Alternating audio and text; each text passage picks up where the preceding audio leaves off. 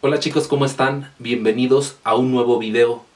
Esta ocasión vamos a resolver la guía UNAM 2019, comenzando por la materia de física, y te quiero comentar que vamos a resolver cada uno de los reactivos de la manera más sencilla y estratégica posible, para que en tu examen lo puedas resolver en el menor tiempo posible. Entonces el problema número 1 dice: el desplazamiento de un ferrocarril se describe en la siguiente gráfica, posición X y tiempo T. Entonces voy a poner la gráfica que viene en la guía y que realmente no importan los valores. Lo que nos importa es el comportamiento. Entonces nos dan esta gráfica y dice: a partir de los datos mostrados se puede deducir que el movimiento es rectilíneo con...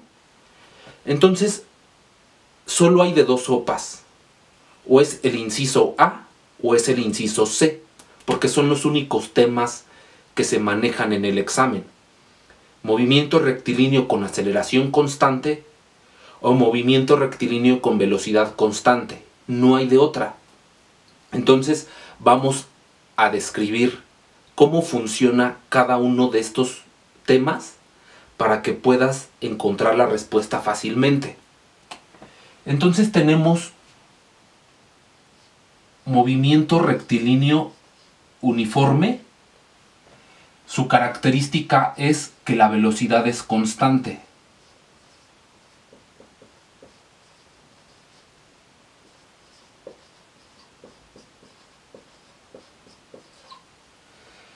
Movimiento rectilíneo uniforme o movimiento rectilíneo con velocidad constante.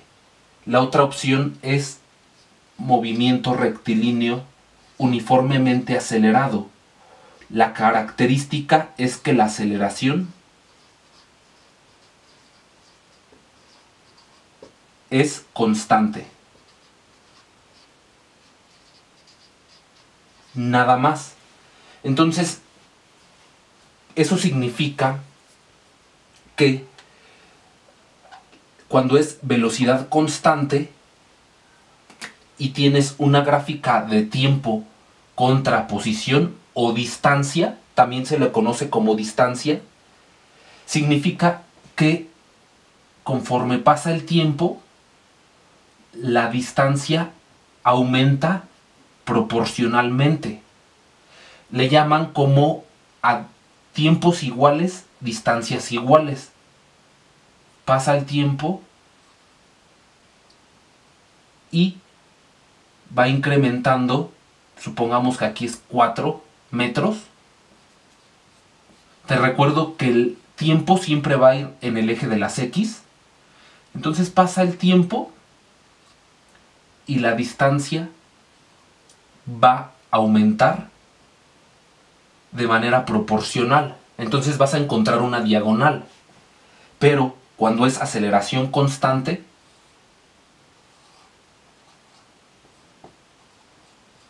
y tienes tiempo con distancia o tiempo con posición, es una parábola. Entonces, si encuentras una diagonal, es velocidad constante. Si encuentras una parábola, es aceleración constante. No hay de otra. Las otras gráficas las voy a poner que posiblemente pueden venir en el examen. Pero aquí, como ya hay una aceleración, eso significa que la velocidad va aumentando. Entonces, conforme pasa el tiempo, aquí la distancia va en aumento. Va a pasar el tiempo y siempre va a aumentar más la distancia o posición. En velocidad constante, la otra gráfica que te pueden preguntar, porque en el examen siempre viene una gráfica. Entonces te voy a dar todas las posibles gráficas que pueden venir en el examen. Dijimos que tiempo siempre va en el eje X y te pueden poner uno de velocidad. Aquí es donde siempre se confunden. Tengan cuidado en qué les están poniendo en el eje de la Y. Aquí siempre es tiempo. Entonces, la velocidad metros sobre segundo, como es constante, se tiene que comportar así. Conforme pasa el tiempo, la velocidad siempre es la misma. Supongamos que la velocidad es de 5. Entonces va a pasar el tiempo y la velocidad siempre es 5, porque es constante.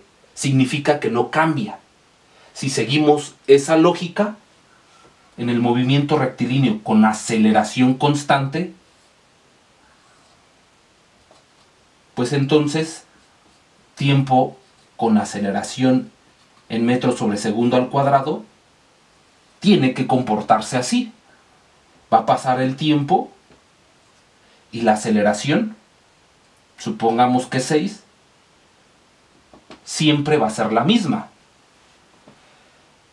Pero ¿qué pasa si aquí te preguntan tiempo con velocidad? Entonces sería una diagonal.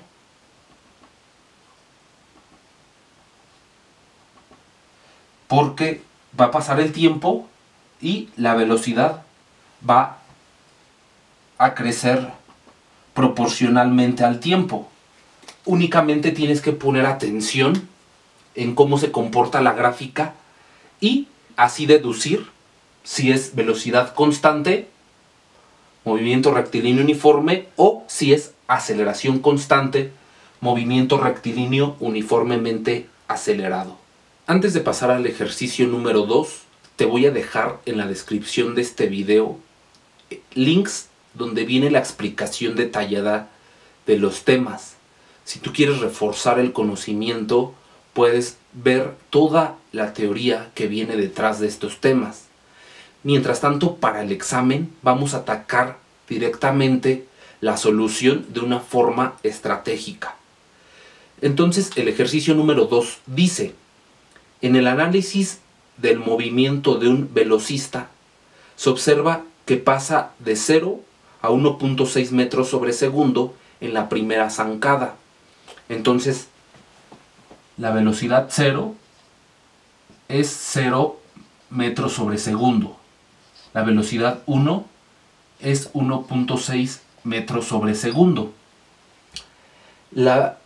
Posteriormente el ejercicio dice: alcanza los 3.2 metros sobre segundo en la segunda. Entonces la velocidad 2 es igual a 3.2 metros sobre segundo. Y en la tercera logra 4.8 metros sobre segundo. En la tercera zancada, 4.8 metros sobre segundo. Después dice: si cada zancada la realizó en 0.8 segundos, ¿cuál fue su aceleración media? Entonces, en cada zancada hace un tiempo de 0.8 segundos. Entonces, en las velocidades, si observamos, tenemos la tabla del 16. 16 por 1, 16. 16 por 2, 32. 16 por 3, 48. Es la tabla del 16. Eso quiere decir que su velocidad promedio es de 1.6. O omitiendo el punto, es la tabla del 16. O si quieres verlo con el punto, es la tabla del 1.6. Entonces, podemos poner, para encontrar la aceleración media o aceleración promedio, la aceleración se calcula como el cambio de velocidad en un intervalo de tiempo. La velocidad media ya sabemos que es de 1.6 metros sobre segundo. Y el tiempo promedio, porque en cada zancada se tarda 0.8 segundos, Entonces realizo esta división. 1.6 entre 0.8 nos da 2 metros sobre segundo al cuadrado. Y listo. Normalmente eso pasa en los exámenes. Cuando te ponen este tipo de ejercicios, las velocidades o las distancias crecen respecto a alguna tabla de multiplicar. Entonces ya no es necesario hacer cada uno de los cálculos. Porque la otra forma de resolver el ejercicio es calcular la aceleración en cada zancada. Entonces es la aceleración igual al cambio de velocidad. Eso significa velocidad final menos velocidad inicial entre tiempo final menos tiempo inicial. Entonces la aceleración en la zancada 1 es igual a velocidad final, 1.6 metros sobre segundo, menos velocidad inicial, 0, entre el cambio del tiempo, que ya sabemos que en cada zancada es de 0.8 segundos. 1.6 menos 0 es 1.6 entre 0.8 segundos. 1.6 entre 0.8 es 2 metros sobre segundo al cuadrado. Posteriormente, la aceleración en la zancada 2, siguiendo la misma fórmula para calcular la aceleración, velocidad final menos velocidad inicial, es 3.2 metros sobre segundo, la velocidad final. La velocidad inicial es 1.6 y el tiempo es de 0.8. 3.2 menos 1.6 es 1.6 metros sobre segundo. Entre 0.8 es 2. Y la aceleración en la zancada 3 es velocidad final 4.8 menos 1.6 entre 0.8. Y esto, al restarlo, es 1.6 metros sobre segundo. Entre 0.8, 2 metros sobre segundo al cuadrado. Aquí me falta el cuadrado. Entonces, para calcular la aceleración media, que es, en otras palabras, la aceleración promedio, tengo que sumar estas 3, 6, y dividirlas entre el número de eventos. Es un promedio. 6 entre 3, esto nos da 2. Entonces, no tenemos el tiempo ni nos podemos dar el lujo de tardarnos tanto en resolver un ejercicio, pero esa sería la forma formal de poder resolver ese ejercicio. El ejercicio número 3 dice: con base en el siguiente sistema de vectores, indica la magnitud del vector resultante en newtons. Me están pidiendo el vector resultante. Entonces, lo primero que tenemos que hacer es descomponer cada vector en su forma cartesiana. Ahorita están en su forma polar. Es decir, el vector 1 te dan 8 newtons y su ángulo 30 grados. Yo lo voy a pasar de la forma polar a la forma cartesiana con una formulita muy sencilla. No veo necesario explicarte de dónde viene esa fórmula, porque es un poquito tardado y además es muy sencilla. Para encontrar la forma cartesiana, que se compone de x y y, para x es igual al radio por el coseno del ángulo y para y el radio por el seno del ángulo. Eso es todo. Lo único que tienes que tener cuidado es que el ángulo toque al eje X, nada más. Además, tienes que tener cuidado de poner los signos adecuados.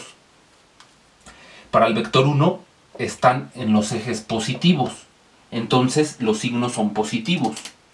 El vector 1 va a ser el radio, por así llamarlo, por un triángulo rectángulo, 8 newtons por el coseno de 30 grados, coma, y para el eje Y es el radio 8 newtons que va a multiplicar al seno del ángulo. Voy a borrar esto de aquí y lo voy a pasar de este lado. Entonces para X va a ser el radio por el coseno del ángulo y para Y el radio por el seno del ángulo. Entonces estamos ya en Y, radio por el seno de 30 grados. Aquí tenemos la ventaja que ya nos dan el valor de los ángulos. 8 newtons por el coseno de 30. El coseno de 30 dice que vale 0.8,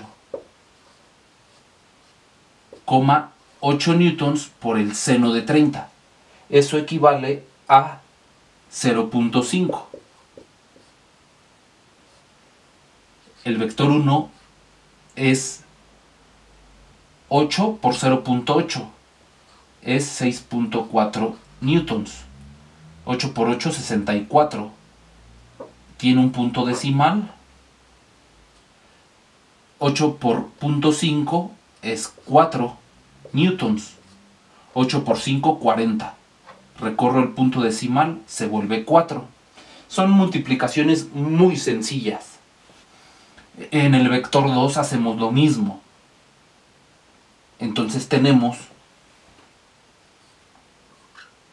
un vector 2, si seguimos los cuadrantes, sigue este como vector 2, que son 10 newtons, 45 grados. Esta forma polar la voy a pasar a su forma cartesiana. Aquí voy a poner una separación para tratar de no confundir. Y cumple con la condición de que el ángulo toque al eje X. Entonces, el vector 2 es el radio o la magnitud, como quieras llamarlo, que multiplica al coseno del ángulo, radio por el seno del ángulo. Entonces el vector 2, 10 newtons, y el coseno de 45 dice que equivale a 0.7, 10 newtons por el seno de 45 es 0.7 también. Desarrollando el producto, 10 por 0.7 pues es 7. 10 por 0.7 es 7. Lo único que tengo que poner son los signos. Aquí estamos en el eje negativo de X y también en el eje negativo de Y. Ambos son negativos. Ahora vamos a calcular el vector 3. Aquí el ángulo no está en el eje de las X, no está tocando el eje de las X, pero sabemos que todo esto forma 90 grados. Entonces, 90 menos 75, para saber cuánto vale este ángulo. Este ángulo equivale a 15. 15 grados. Ya cumple con que toca al eje X. 9 newtons, 15 grados. Siguiendo nuestra regla, 9 newtons por el coseno de 15 grados, coma, 9 newtons por el seno de 15 grados. Tenemos que el coseno de 15 grados es igual a 0.9 y el seno de 15 grados es igual a 0.3. Entonces, desarrollando nuestra multiplicación, 9 por 9, 81, o sea, 8.1 por el punto decimal, coma, 9 por 3, 27, es decir, 2.7 por el punto decimal, que es un lugar que recorre al punto. Ya tenemos los tres vectores en su forma cartesiana. Vector 1, vector 2 y vector 3. Pero no crean que se me va a olvidar poner los signos. Está en el eje positivo de X. Este va positivo, pero en el eje negativo de Y. Entonces, en Y va negativo. Nos falta un pequeño paso para encontrar el vector resultante. Entonces voy a hacer la suma de los tres vectores. La sumatoria de los vectores. Sumo todos los vectores en X. 6.4 menos 7 más 8.1. Eso nos da 7.5 newtons. Y sumo los vectores en el eje Y, que nos va a dar menos 5.7 newtons. Esta es la suma de los vectores. Y para encontrar el vector resultante es un teorema de Pitágoras. Vector resultante es la raíz cuadrada de la sumatoria en X al cuadrado más la sumatoria en Y al cuadrado. Ya tenemos la sumatoria en X y la sumatoria en Y. Entonces el vector resultante, vamos a ponerlo aquí, es igual a la raíz cuadrada de la sumatoria en X al cuadrado, 7.5 newtons al cuadrado, más la sumatoria en Y al cuadrado, menos 5.7 newtons al cuadrado, y vamos a hacer el desarrollo de esta operación. Por lo tanto, el vector resultante es la raíz cuadrada de 7.5 al cuadrado. Recuerda que es multiplicar este número por sí mismo. 7.5 por 7.5. Entonces, 5 por 5 es 25, llevas 2, 7 por 5 35 y 2 37. Y después es 7 por 5 35, llevas 3, 7 por 7 49 y 3 52. Entonces sumas 7 y 5 son 12, 3 y 1 4 y 2 6. Y tienes dos puntos decimales, recorres el punto dos lugares. 7.5 al cuadrado es 56.25 más menos 5.7 al cuadrado.